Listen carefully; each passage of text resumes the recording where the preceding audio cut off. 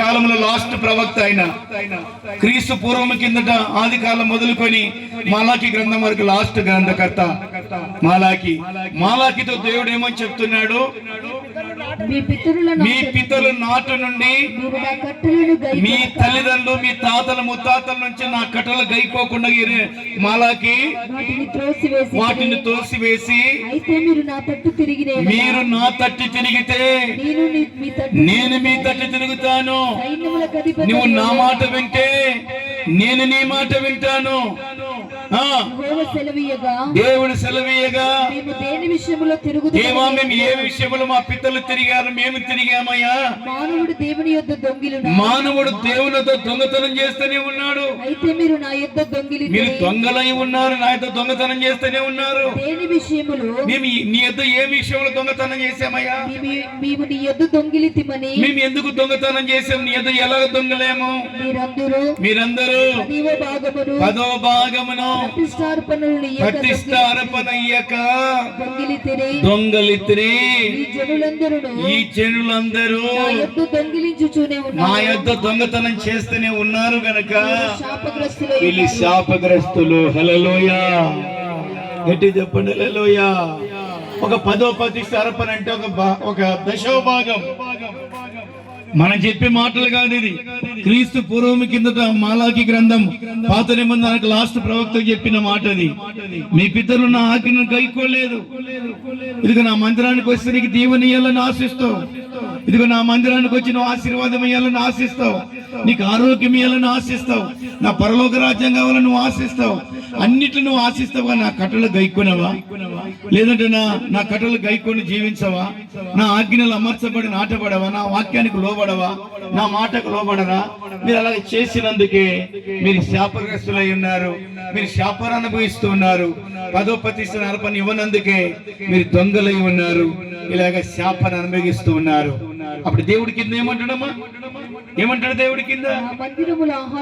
నా మందిరముల ఆహారం ఉన్నట్టుగా పదో భాగమంతయు నా మందిరపు నిధిలోనికి తీసుకురండి. నా మందిరపు నిధిలోనికి తీసుకుందా. దీన్ని చేసి నన్ను శోధించిన ఎడల ఆకాశపు వాకిళ్లను విప్పి పట్టజాలనంత విస్తార దీవెనలు కుమ్మరించేది. చెప్పలు పడతాం గట్టిగా చెప్పలు పడతాం. హల్లెలూయా, హల్లెలూయా. ఇటువంటి మాట మీద నువ్వు శ్రద్ధ నిలుపు. ఇటువంటి మాట మీద నువ్వు అమర్చబడలేవు, నాటబడలేవు. ఎవరన్నా ఇంటి పక్కలో ఏమని ఏంటారంటే నోట్లో హృదయంలో పెట్టుకుంటావు. ఎవరన్నా నేను దూషించినా, ఎవరన్నా ఏమన్నా, ఏదైనా ఊర్లో ఏదైనా జరిగి ఉన్నా అది మాత్రం జాగ్రత్త పెట్టుకుంటూ 10 మంది చెప్పేస్తావు. అన్నా ఆకెతో నేను 3 సంవత్సరాలు కొట్లాడి నా హృదయంలో ఆమెతో మాట్లాడానన్నా. ఇవన్నీ తుచ్చమైనట్టు మనం మనసులు పెట్టుకుంటాం. కానీ దయగల మాటలు, ఏ మాటలు గైకుంటే దీవెన వస్తుంది, ఎలాగ జీవిస్తే దీవెన వస్తుంది, గర్భదీవెన ఎట్లా వస్తుంది, చేతి దీవెన ఎలాగొస్తుంది, భూదీవెన ఎలాగొస్తుంది, గర్భదీవెన ఎలాగొస్తుంది, జలదీవెన ఎలాగొస్తుంది, దేవా ఏ మార్గానికి వెళితే ఎట్లా మేము జీవిస్తూ వస్తుంది అనేది మాత్రం శ్రద్ధ నిలిపవు. గాని లోక ఆశల మీద, లేదంటే ఈ ఊరు సంగతుల మీద, ఎంగో లోకం మీదనే మనం ఎక్కువ శ్రద్ధ నిలుపుతాం. దేవుని బిడ్డ, దేవుని మాట వింటే జలదీవెన, అన్ని దీవెనలు నువ్వు పొందుకుంటావు. హల్లెలూయా, గట్టిగా చెప్పండి హల్లెలూయా, హల్లెలూయా. నిర్గమకాండం 23వ అధ్యాయంలో 20వ వచనంలో దేవుడు ఏమంటాడు? నా మాటని వినాలి. నేను దీవించాలంటే, నేను ఆశీర్వదించాలంటే, నీకు జల దీవెన రావాలంటే, భూదీవెన రావాలంటే, చేతి దీవెన రావాలంటే, నీకు అన్ని రంగాలు గర్భదీవెన రావాలంటే నా మాట నీ వినాలంటాడు దేవుడు. చదువుదాము. ఆయన సన్నిధిని జాగ్రత్తగా నుండి, నువ్వు ఆయన సన్నిధిలో జాగ్రత్తగా ఉండి ఆయన మాట వినవలెను, ఆయన మాటని వినవలెను. ఆయనకు కోపము రేపవద్దు, దేవుని కోపం రేపవద్దు. నీ అతిక్రమములను ఆయన ప్రహరింపడు. నా నామము ఆయనకున్నది. అయితే నీవు ఆయన మాటను జాగ్రత్తగా, నీవు ఆయన మాటగాను నువ్వు జాగ్రత్త వింటే, నేను చెప్పినది యావత్తు చేసి, నేను ఏదైతే మోసే చెప్పానో యావత్తు నువ్వు చేస్తే, నేను నీ శత్రువులకు నీ శత్రువులకు శత్రువులను, నీ విరోధులకు విరోధుని. తర్వాత 25వ వచనం చదివితే ఏమంటాడు? నీ దేవుడైన యెహోవానే సేవింప, నీ దేవుడైన మాత్రమే నువ్వు సేవిస్తే అప్పుడు ఆయన నీ ఆహారమును నీ ఆహారమును ప్రాణమును దీవించి నీ ప్రాణమును దీవించును. నేను నీ మధ్య నుండి రోగము నీ మధ్యలో ఉన్న రోగాన్ని తొలగిస్తాను. కడుపు దిగబడినది కడుపు దిగబడినది గుడ్డుదియు ఈ దేశములో ఉండగా నీ దేశములు గాని నీ కుటుంబములు గాని ఉండకుండగా దినముల లెక్క సంపూర్తి చప్పలు పడతాం గట్టిగా, అందరు చప్పలు పడతాం. నువ్వెన్ని రోజులు బతకాలని లెక్క ఉండదు. నువ్వు ఎన్ని వారాలు బ్రతకాలని లెక్క ఉండదు. నువ్వు ఎన్ని నెలలు ఈ భూమి మీద బ్రతకాలని లెక్క ఉండదు. నువ్వు ఎన్ని సంవత్సరాలు బ్రతకాలని లెక్కలు ఉండదు. పాడని మాట, నాశనమైన మాట, నీ బ్రతికిన దినమలంటే ఏది రాకుండగా, ఏ రోగం రాకుండగా, ఏ వ్యాధి రాకుండా, ఏ శాపం రాకుండగా నా మాట విని నేను చెప్పిన యావత్తు లోబడితే నీ ఆహారాన్ని దీవించేది కాదు, నీ మధ్యలో ఏ రోగం ఉండకుండగా నీ దినాలు సంపూర్తి చేస్తాను. ఇదిగో మధ్యలో అటాక్ వచ్చి గాని, రోగం వచ్చి గాని, క్యాన్సర్ వచ్చి గాని, యాక్సిడెంట్ అయ్యి గాని, విషపురుగులు దుర్దినాలు వచ్చి గాని నిన్ను అటాక్ చేయకుండగా నీ దినాలు సంపూర్ణ లెక్క చేస్తాను. నా మాట ఇంటే. హల్లెలూయా, హల్లెలూయా. అందుకొరకే నీతిమంతుడు ఖర్జూర వృక్షం వలె మవ్వ వేస్తాడు, లెబాని వలె ఎదుగుతాడు, ముసలితనములు కూడా పచ్చగా జీవిస్తాడంట నీతిమంతుడు. లేదంటే పాపం చేసిన వాడు కాదు, పొరుగు వాళ్ళ పారిగినప్పుడు పాపం చేసిన వాడు కాదు, లేదంటే తల్లిదండ్రులను మోసం చేసి, భర్తని మోసం చేసి, అన్నదమ్ములు మోసం చేసి, దేవుడిని మోసం చేసి, చీకట్లో చిందలాడి తెలియకుండా రహస్యంగా పాపం చేసిన వాడిని దీవించడు దేవుడు, ఎక్కువ రోజులు బ్రతికించడు దేవుడు. నీతిమంతుడు ఒక్కడే బతుకుతాడని బైబిల్ చెప్తుంది. నీతిమంతుడు లెక్కని సంపూర్తి చేస్తాడని బైబిల్ చెప్తుంది. ఈ రాత్రి వాక్యం ఏంటంటే, దేవుని బిడ్డ నువ్వు దీవించబడాలి, నువ్వు ఆశీర్వదించబడాలంటే నువ్వు దేవుని మాట విందాం. హల్లెలూయా. ఒక వాక్యం చెప్పి నేను ముగిస్తున్నాను. సామెతల గ్రంథం 22వ అధ్యాయం, బైబిల్ ఉన్న వాళ్ళు సామెతల గ్రంథం 22వ అధ్యాయము 9వ వచనంలో ఏమంటాడు? దేవుని ఎట్లా వస్తుంది?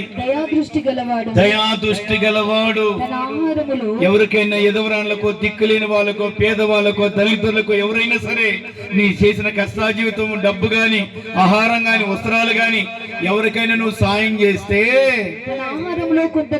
ఎవరికైనా ఆహారం గాని సాయం చేస్తే అట్టివాడు దీవెన నందును. చెప్పలు పడతాం గట్టిగా అందరూ. హల్లెలూయా. అటువంటి వాడు దీవెన పొందుతాడంట. ఎదవరాలు, దిక్కులేని వాళ్ళు, పేదవాళ్ళు. ఎందుకు పేదవాళ్ళు అయినారు, ఎందుకు దిక్కులేని వాళ్ళు అయినారు, ఎందుకు దళితులు అయినారు, వాళ్ళమ్మ పాపం చేసిందా, వాళ్ళ నాన్న పాపం చేశాడా అని ఇలాగా కామెంట్ చేసి సపాసించేది, ఎగతాలు చేసేది.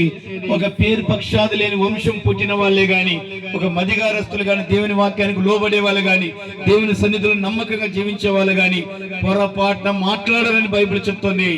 చిన్న ఎవరో, పెద్ద ఎవరో, దైవజనులు ఎవరో, దైవత్వం ఏదో, లోకమేదో, అన్ని రంగాలలో మదిగారగా జీవించేది ఒక నీతిమంతుల కుటుంబాలే. హల్లెలూయా. గట్టిగా చెప్పండి హల్లెలూయా. చిన్న పెద్ద లేకుండా ఎగతాళి చేసి, కామెంట్ చేసి, అపహాస్యం చేసి, ఎగతాళి చేసే వాళ్ళు ఎవరు తెలుసా? చెడ్డ వంశంలో పుట్టిన వాళ్ళు. చిన్న పెద్ద లేకుండా మాట్లాడే వాళ్ళు చెడ్డ వంశంలో పుట్టిన వాళ్ళని బైబిల్ చెప్తుంది. ఆ వాక్యం చదివి మనం ప్రార్థన చేసుకుందాం. యోబు గ్రంథం 30వ అధ్యాయము, బైబిల్ ఉన్న వాళ్ళు యోబు గ్రంథం 30వ అధ్యాయము 1వ వచనం చదువమ్మా. ఇప్పుడైతే నాకన్నా తక్కువ వయసు గలవారు, ఏమంటున్నాడు? నాకంటే తక్కువ వయసు గలవారు నన్ను ఎగతాళి చేస్తున్నారు. వీళ్ళ తండ్రులు నా మందలు కాసే కుక్కలు కూడా సమూలు కాదు వాళ్ళు. నేను ఒకప్పుడు ఎటువంటి వాడిని, ఎలాగున్నాను, ఎంత అదృష్టవంతునిగా ఉన్నాను, ఎంతో ఆశీర్వాదకరంగా ఉన్నాను. ఒకప్పుడు నా మందలు కాసే కుక్కలకు కూడా బుద్ధి గారు వాళ్ళ తల్లిదండ్రులు ఈ రోజు నాకు శ్రమలు రాగానే నన్ను ఎగతాళి చేసి కామెంట్ చేస్తున్నారా అని చెప్పుకుంటూ వచ్చి ఏమన్నాడు? ఏబో చదవమా. వారి చేతులు బలము నాకేమీ ప్రయోజనమగును, వారి పౌరుషము పోయినది, దారిద్రము చేతను క్షామము చేతను శుష్కించిన వారై ఎడారిలో చాలా దినముల నుండి పాడై నిర్మానుషముగా నున్న ఎడారిలో ఆహారము కొరకు వారు తిరుగులాడుతూ ఉంటారు. వారు తుప్పలలోని తుత్తి చెట్లను పెరుగుదురు, తంగడి వేలు వారికి ఆహారమై ఉన్నవి. వారు నరుల మధ్య నుండి తరిమివేయబడిన వారు దొంగను తరుముచు కేకలు వేయినట్లు మనుషులు వారిని తరుముచు కేకలు వేయుదురు. భయంకరమైనటువంటి విషయం చెప్పండి. వాళ్ళు ఎవరంటే వారు మోటు వారికి పేరు ప్రతిష్టలు లేని బ్యాడ్ నేమ్, లేదంటే భయంకరమైన మనసులకు పుట్టిన వాళ్ళంటే ఎగతాళి చేసేవాళ్ళు. దేవుని బిడ్డ మదిగారస్తులకు పుట్టిన వాళ్ళు కాదు, లేదంటే విలువ కలిగిన వాళ్ళకు పుట్టిన వాళ్ళు కాదు, నీతిమంతులకు పుట్టిన వాళ్ళు కాదు. బ్యాడ్ నేమ్ అంటే పేరు పక్షాది లేని వాళ్ళకి, ఒక మూటి వాళ్ళకు, దుర్మార్గులకి పుట్టిన వంశమే చిన్న పెద్ద లేకుండా అపవాసం చేసి ఎగతాళి చేసి కామెంట్ చేస్తారని బైబిల్ చెప్తుంది. అటువంటి వాళ్ళకి దేవుని గాని ఆశీర్వాదం గాని సంపూర్ణ దినాలు గాని వాళ్ళకి రావని, నువ్వు దేవుని మాట వింటేనే గర్భ దీవెన, జల దీవెన, భూ దీవెన, చేతు దీవెన, అన్ని దీవులతో నేను నింపబడి నువ్వు ఎక్కువ రోజులు భూమి మీద బ్రతుకుతావని దేవుని వాక్యం హెచ్చరిస్తుంది కనుక దేవుని మీ పిల్లలని, మీ కుటుంబాలని దీవించి ఆశీర్వదించును గాక. ఆమేన్. అందరూ మోకరించి ప్రార్థన చేసుకుందాం. అందరూ మోకరించండి.